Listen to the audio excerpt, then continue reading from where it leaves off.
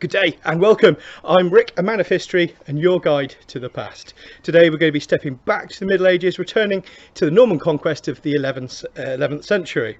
In my previous videos in the sequence I introduced some key claimants to the Saxon throne and described the background to the Norman conquest of England, leaving you in the summer of 1066. And I then talked you through October of that same year and the transformative event that was the Battle of Hastings. However, it sounds like it was a done deal. Harold Godwinson had gathered his loyal followers and they'd fought the invaders at Senlac Ridge, only to be defeated. Harold was killed, leaving the country defenceless and William as de facto ruler. Hastings was the one great battle that decided everything. Saxons, pack up your hill forts, the Normans have won, and William is king. Job done. History, however, is rarely that simple, and whilst the impression given by the way we talk of Hastings suggests that was the truth is much more complicated and more interesting. So today we're going to look at events after the battle through the winter of 1066, leading up to and including William's eventual coronation at Westminster on Christmas. But first, a quick aside. Although I only mentioned it slightly in my previous video, William I, William the Conqueror, is also called William the Bastard by some. Now, illegitimacy, parents not being married, or not married in the eyes of the church, was important in the 11th century. But blood, who your parents were, was much more important than whether they'd been married. William's father was Robert, Duke of Normandy. Before him, his mother was Herleva, just a fairly humble woman from Falaise. The disparity in their ranks and birth was much more of an issue to the Norman aristocracy and the aristocracy of Europe more generally than the mere fact that their parents hadn't been married. However, Robert was young and was unmarried, so might easily wed and have legitimate children, heirs with a wife of noble blood, so acknowledging his offspring had little risk. However, Robert didn't wed, and after only a few years after William was born, he decided to go on pilgrimage, ordering his nobles to support and follow William should anything go wrong. As you might have guessed, something did go wrong, and Robert did not return. Following their oaths, the Norman nobility supported William as Duke, who became an accomplished warrior and eventually King of England. So back to that. So what did Saxon England look like after Hastings? What remained for the Saxon ruling class and those nobles who were not with Harold to do? What option did they have then? What was William's position? What would happen? Time to consult an expert and find out.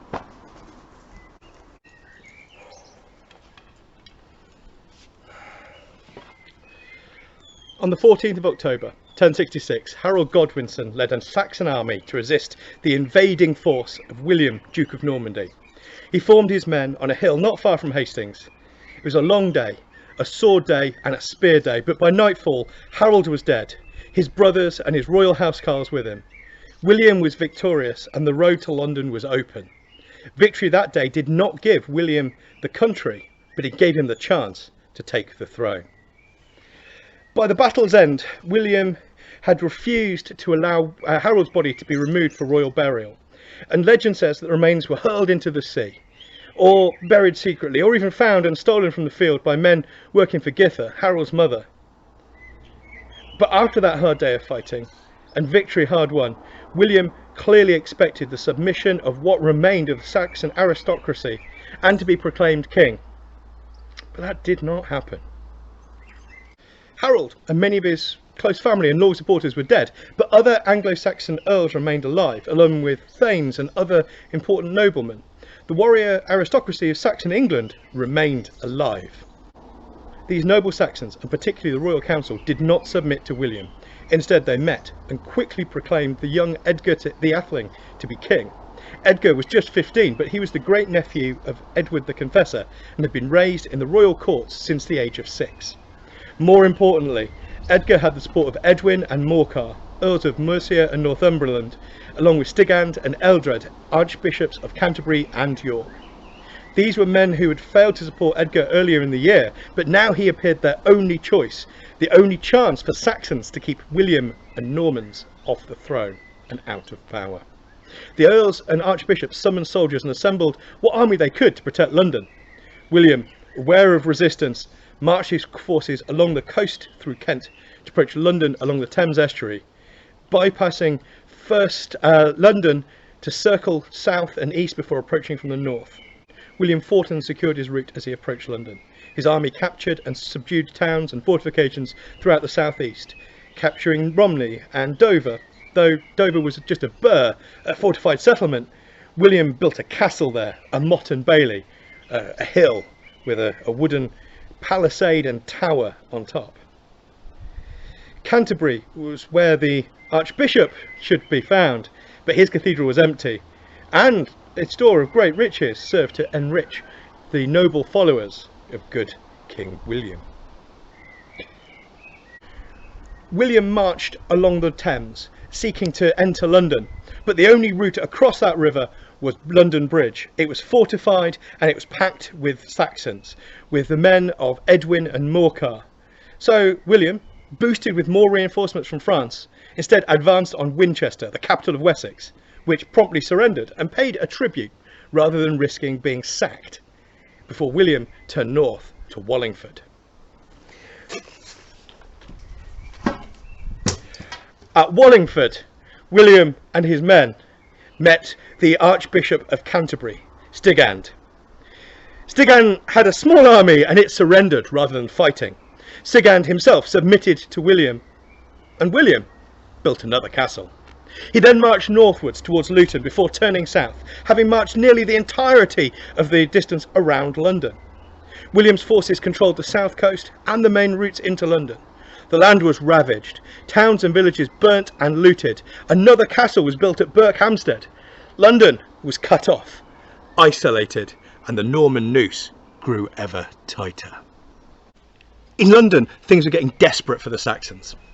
Edwin and Morcar, the Earls of Mercia and Northumbria, had fled the capital at some point before Christmas, escaping with a few loyal followers before the Normans cut the capital off, leaving only Eldred, the Archbishop of York, and Edgar, the untried, uncrowned young king, along with a half-formed army which lacked a solid core of experienced warriors, with a few scattered thanes and housecarls only to give it backbone.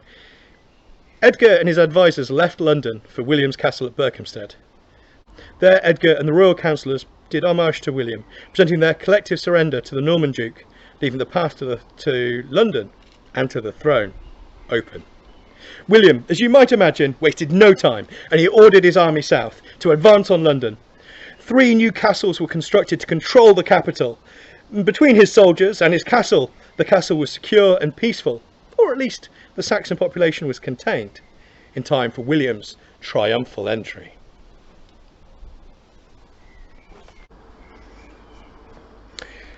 William was crowned King of England on Christmas Day of 1066 in a grand ceremony at Westminster Abbey. The coronation was performed by 2 bishops, in Saxon by Eldred, Bishop of York, and in Norman French by Geoffrey, Bishop of Coutances. It used the rite of Dunstan, created in the late 10th century for Saxon King Edgar, with the addition of the French rite of anointing with holy oil.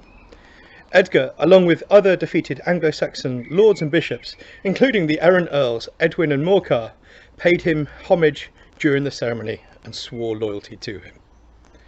As a guard of honour and for his security, William had posted a strong group of Norman soldiers and knights outside of the abbey, when a great cry of acclamation rose from the gathered notables inside. Those guards thought something was amiss and that there was Saxon violence coming upon them. The Normans responded with customary zeal and immediate and extreme violence. They set fire to several buildings around the cathedral. Writing after the fact, the monk and chronicler Odoric Vitalis wrote, "As the fire spread rapidly through the houses, the people who had been rejoicing in the church were thrown into confusion, and a crowd of men and women of every rank and status, compelled by this disaster, rushed out of the church. Only the bishops and clergy along with the monks stayed, terrified, in front of the altar, and only just managed to complete the consecration rite over the king, who was trembling violently. Nearly everybody else ran towards the raging fire, some to fight bravely against the force of the flames, but more hoping to grab loot for themselves amid such great confusion. The English, believing there was a plot behind something so completely unlooked for, were extremely angry and afterwards held the Normans in suspicion, judging them treacherous." With violence and fire and looting, the coronation was far from a success, and William immediately ordered one of the wooden castles already built to be replaced by one of stone. Rising as a mighty fortification on the Thames in the heart of London, a castle, a fortification that you might recognise as the White Tower at the heart of the Tower of London. He confirmed Edwin and Morcar in their lands, along with Watholf of Northampton, who married William's niece, Judith. He left the remaining earls, the remaining Saxon earls, in places of power and authority. He awarded lands to Edgar and confirmed Saxon bishops in their roles.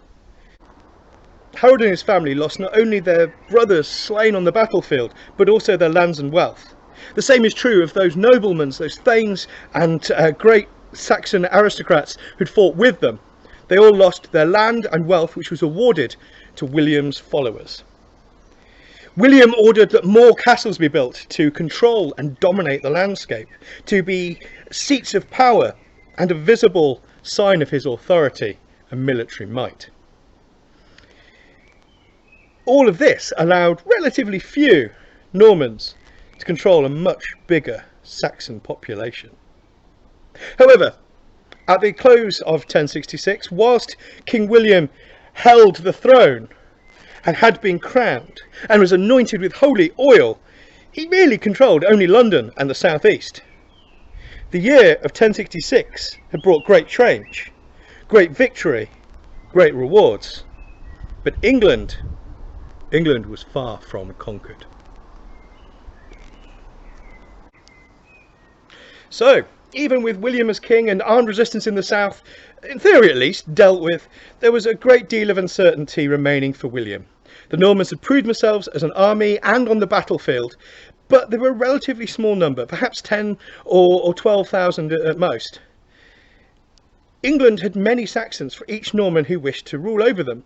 Many of the obvious leaders had been killed or fled the country, similarly with the elite professional warrior class of housecarls, but there remained many others of noble ancestry or thanes of wealth and land and birth and experience of war who might rally followers to them.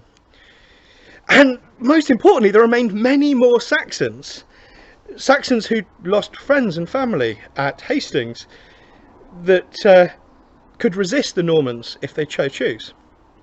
Hastings was important, but it was a turning point, not a done deal. And even with the crown on his head, William's position was still unclear, so there's plenty more content for future videos. As always, if there's a part of the past that you would like me to cover, something that of our shared past that interests you, a topic or theme which you're covering at school or at university or just have an interest in, please let me know in the comments and I'll see what I can do. You can follow me on Facebook, Twitter or on Instagram. If you like this video, please do like it, and if you'd like to join me again in the past, please subscribe for more. So, until next time, stay safe, stay happy, and you take care. Farewell.